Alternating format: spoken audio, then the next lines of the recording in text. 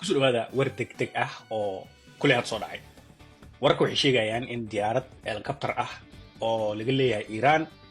oo waliba diyaaradaas uu siday madaxweynaha dalkaasi Raisi iyo sidoo kale wasiirka arrimaha dibadda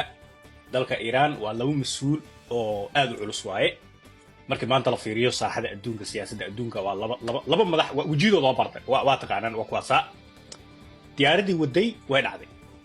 waxa ku dhacday meel buura ah oo jiq ah oo Iran kamid ah 2 saac ka hor ay diyaaradaasi ama helicoptertaas ay dhacday ilaa ay haddana jaan iyo cirib meeshii madaxdaasi ay dhigay ay joogaan lama og wararka qaar waxay sheegayaan in diyaaradii iyo wixii saarnaay ay meesha ku baaba'een oo macnaheedu uu yahay madaxweyne Raisi iyo sidoo kale wasiirka arrimaha dibadda meeshaas ku dhinteen ay macnaheedu noqon kartaa laakiin warkaasi 100% lama og warar kalena waxay sheegayaan in hadeertaan baadi goob lagu jiro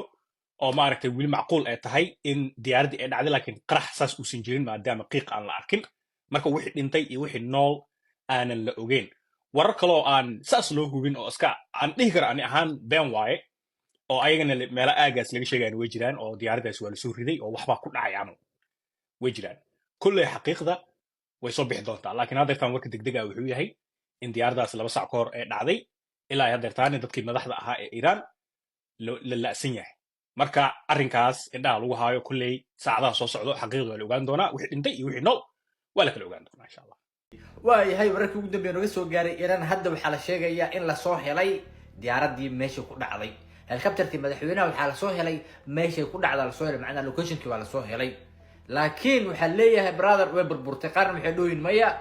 yani xalku waa okay because maxay yeelay madaxweyne ku xigeenka Iran ayaa wuxuu yiri 10 daqiiqo ka hor oo dhahay dad kamid ah dadkii saarnaa yani oo la saarnaa diyaaradda ayaa la hadalnawna marka waxaana la soo helay kan meeshan waaye waxa la soo helay hadda la soo helay yani meesha mataqaan ku dhacday laakiin madal tusinayo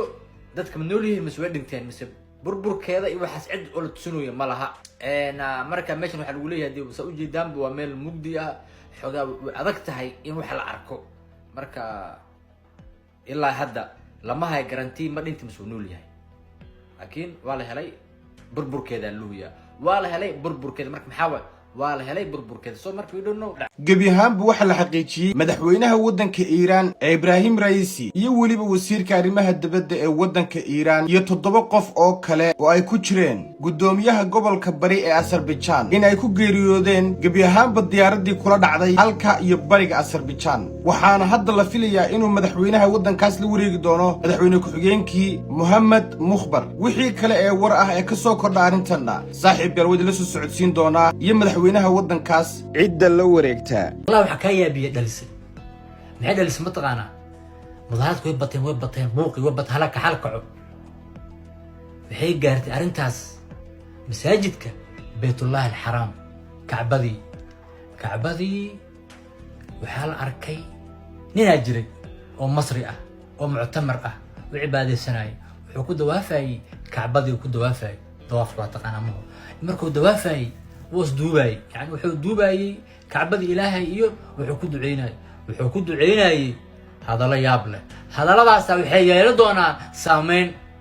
نين كان إله دعونا وحو ده إله حكومة مصر هايستو يهود إله ميليتريان هايستو يهود يعني حكومة سيسي إيو حكومة ديس إله ويهود ها مصر يهود هايستو يعني نين كان هايستو الله سيسي ويهود عيد مديسنا ويهود إله يعني نقو إله أودا تصيو ده مكتا اللهم عليك بيهود اللهم عليك بيهود المجلس العسكري اللهم عليك بيهود المجلس العسكري يا الله اللهم عليك باليهود المجلس العسكري اللهم عليك باليهود السيسي اللهم عليك باليهود عباس كامل اللهم عليك باليهود السيسي اللهم عليك بعباس كامل اللهم إنهم صاملون اللهم إنهم يهود اللهم إنهم يهود اللهم عليك بهم يا رب العالمين اللهم غزة اللهم غزة يا الله إله يعني وحده يرجي تعملوا يعني المقل البحر يقول ها اريو دهي إله كان أباهنا يعني أباهنا إله أباهنا إله آوي يا الله يا الله يا الله حي على الجهاد حي على الجهاد يا الله حي على الجهاد حي على الجهاد يا مصريين حي على الجهاد الله أكبر لا إله إلا الله. لو فهم قشي كودة هذا الكودة أبو كعبدي دون هالمرة وذا كعبي بوم قرح دي يعني قرح معك هالمرة نين كان هذا لذو كودة أي هالمرة كعبدي دون وذا قبصت. اللهم اشبع جوعهم اللهم عليك باليهود ومن والاهم اللهم عليك باليهود ومن والاهم اللهم أرنا قوتك فيهم يا رب العالمين اللهم أرنا قوتك فيهم يا رب العالمين اللهم اجعلهم آية اللهم اجعلهم عبرة يا رب العالمين انصر إخواننا في غزة وفي فلسطين اللهم اشف جرحاهم اللهم اشف جرحاهم اللهم ارحم موتاهم اللهم ارو ظمأهم اللهم اشفع جوعهم إلهو نغاو يهود إلهو يهود بابي إلهو يهود أنت أو لصاحبك أو قرب سيسو إلهو أي آدم كوف الصحن إلهو أود إلهو يعني وحالا قالي إنكار أو الإنكار أيو ما ضحض عرفت يكون يهود هشيس كلا وينات براد ولا قيلنا كعبدلون حين قلت إنكار يدعو إنه قلت له دعينا فلسطين تذكر غزة أنا إنكار أي عرفتي ما ضحض وضع يقاينين تا يهود تاسي إنه قلت هالمرة ما سوحا سعودي وعب صغير ماشي حكى عقل ما حد عايز لا مرك انت وامرك ماشي ومنسل وحاد عضي سلام مرك يبو تراويح التكاي وحال التكاي مساجد النبي المدينه المنوره المسجد النبوي وحاد عضي امامك مساجد النبوي ومركز دتك تقلنا صلاه التراويح وحب الله والدعاء دعاء سعودي ان كبدن 6 دقيقه ودعيناي محو كدعينا يا متقانا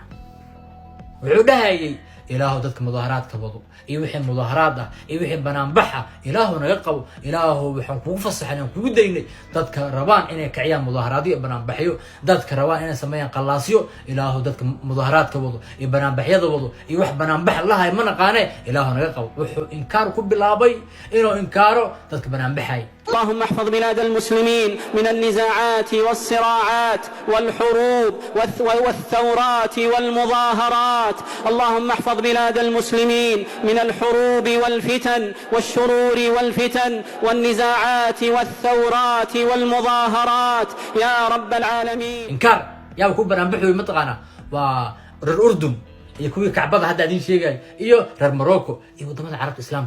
غزو كعوس وحن أدونك دون ضعفات دون تكسر المظاهرات كلها إلهو نقوا عمل وحن وبين أنا وبينه خلاص إلهو نقوا والله يا أبي الشيخ صالح البدري يا الله وايه مس صالح البدري وايه كذب المحرع نقول الله سديس السبوع كلها بينا مسجد الحرام كعبده كلها بينا بيت الله الحرام نقول الله سديس سديس أصل ما يقول قبصة وحق لنا يدكي وقت دعاء بالعرض معك دعاء بتغنى كوفرت وحو إنكاري دتك بران بحاي. اللهم من أراد أمن بلاد المسلمين والخروج على جماعتها وحمل السلاح عليها وبث الفوضى والرعب في قلوب أبنائها ومواطنيها اللهم عليك بهم فإنهم لا يعجزونك. يعني وحب الأبي ضدك مظاهراتك إنه إنكارو بران بحكي وحاسي وكهرنا كذبنا مش اللي بسوي إنه أدعي ولا ليس مطلوبين تامعوه أو بلاوي ودعي of course إنك خصب إنه دعي دي لكن يدعينا وحدعو وكل دول دعي وأبرك هذا جاي وسوق دعيها حتى ليابي of course ما تقانتي إلى كل شيء بقى.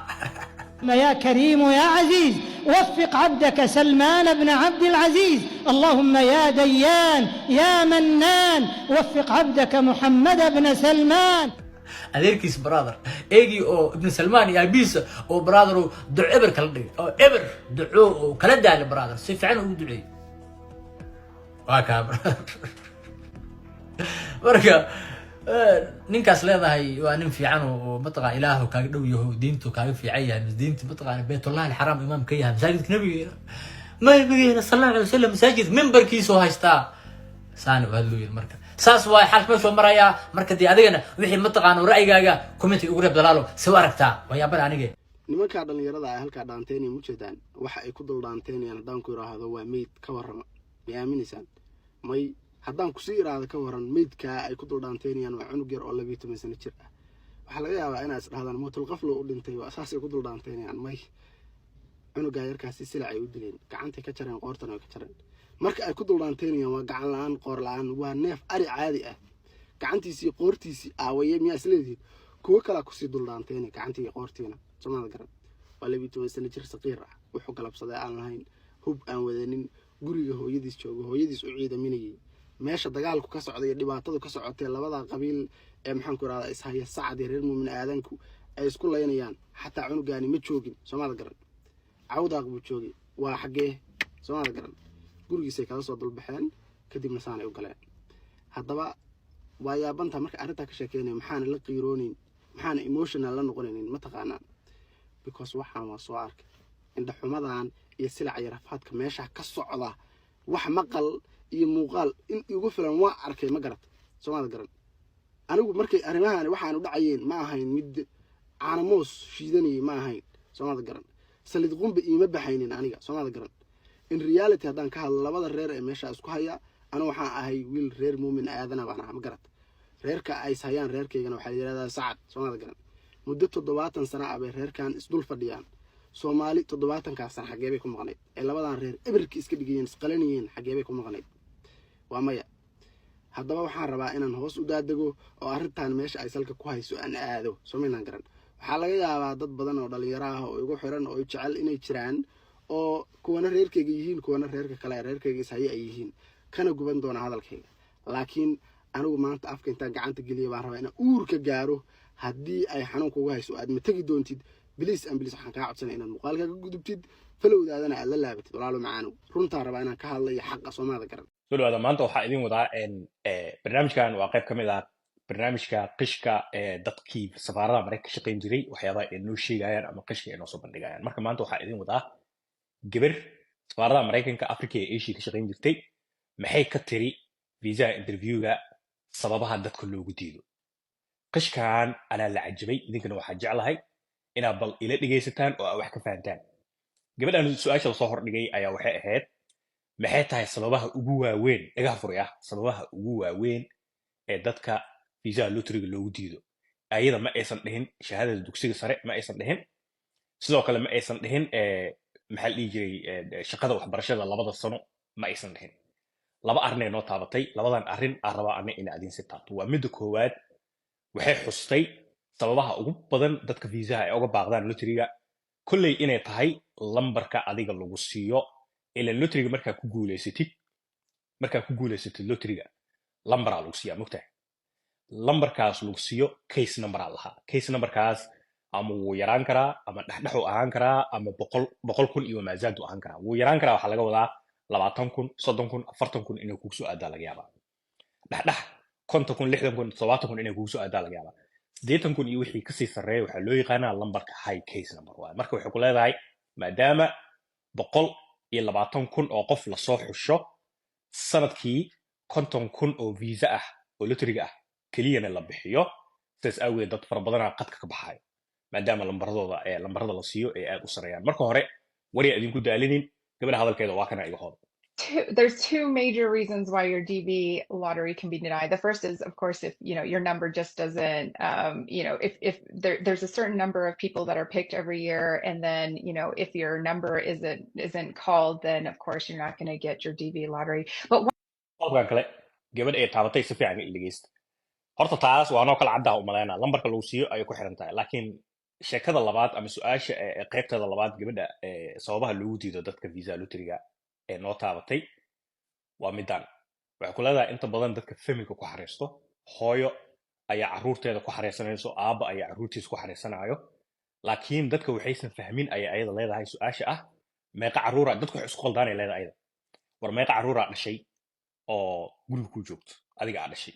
iyo meeqa carruura Mareykanka kula imaan doonto marka dad waxaaba jiraba xitaa Soomaalida ka mid ah oo markay lotteryga xariisanayaan waxay ku dhahayaan cunugan 5 jirka dugsiga dhigtaa mar rabo inuu Mareykanka ila aado marka 5 cunuga dhalay saddexda cunug waaweyn keliya ku xareysana soomaalida waalidiintooda dhagaha fura lotrig markaa xareysatiin shanta cunug aad dhashay kuwa yaryarka dugsiga kugu dhigtaan intaa isdhahdid kasoo tag saddexda waaweyn keliya ku xareyso gabadha waxay ku leedahay inta badan dadka dhiiqay galaan visa waa loo diidaa waana dhacday anaana markhaati ka ahay dad saas loogu soo diiday gabadha isla hadalnaa jirto oo dhehaysay wax walba okay sheekadii o dhan laakiin safaarida marka aad tegaba meeqa cunugaa dhashalay dhahay shanaa soo bandhigay maxaa ku xareysatay saddexa ku xareystay marka meeshaa lagu qabtay qaladkaasaa lagu qabtay meeshaan saddex lay ka muuqataa la goormeen shantaan cunug dhashay macnaha marka sidaas awgeed gabadhan hadalkeeda waa idin fasaxaa laakiin ayadu waxay ku leedahay dadka sababaha kale loogu diiday ugu waaweyn waa intaas hadalkeeda waa Once you have that DV lottery visa interview, the most common reason for a DV refusal is if you've entered some piece of information in your original DV lottery application incorrectly. For example, a common one is parents who are traveling with children will sometimes leave off the name of a child because that child isn't going to immigrate to the US with them. But that's not what the question is. The question isn't how many children are traveling to the US with you, it's how many children do you have? So unfortunately, I have seen people get refused because they didn't list all the children that they have, for example. warku waa cadiya soo maa aniga qishkayga dhegeysta marka hadda baarti 3 maraynaa baarti 1 waa soo daawatay baarti 2 waa soo daawatay baarti 3 haddaa daawatay aniga midda keliya kaaga tagaya waxay tahay maraykanka waa kaa ogyahay soomaaliya inaysan dokumentiya sharci ka jirin waa ogyahay cabdulshidey inay jirto waa ogyahay baasaboorradeena in lacag yar aad dhiibi kartid adiga waxaas dhan way ogyihiin shahaadada dugsiga sare in dugsi sare adi aad dhigatid xisaabta aad ku fiican tahay biology waxaas dhan adiga waa ka ogyihiin may fahamtid marka sababaha shahaadada dugsi sare iyo 2 sano inaad soo shaqaysay waxaas sababta keliya lagugu soo bandhigayo lotriga ayaa waxay tahay dalkan maraykanka markaa cagta soo dhigtid inaad jah wareegtid asaga ma rabo qof isku filan oo magaalada geli karo oo magaalada ku dhex yaaci karo yani inaad tahay darbijiif inaad noqotid uu ka carara asaga macnaha marka qof dalkan ka shaqaysan karo geli karo xamaalan karo qofkaas sidaa kusoo bandhigi lahayd shakhsiyadaada qofkaas inaad tahay markaad safaarida taagan tahay taas hadda falankeeda ani sii galaa ku dhihi lahaa taas hadda falankeeda walaalow sii gal saxaabta aadkii aad u daawato ama u daawatay qishashkan wallahi waxaa jeclahay inaad si fiican u dhuxdeen noticena aad qaadateen waxaan ciyaar ma ah muuqaalkan sidoo kale wuxuu markii ugu horreysay kasoo muuqan doonaa barteeda facebook maadaama tiktok la xiri doono marka wax alaaliya wixii hadda kadib hadday xiraan meeshaana oo yaacaynaa xalay asxaabta isla qaraaxeynay markaa soo dhigay postigii tiktoka aad iyo aad idin salaamaa meeshaan noogu sii socota insha allahu tacaala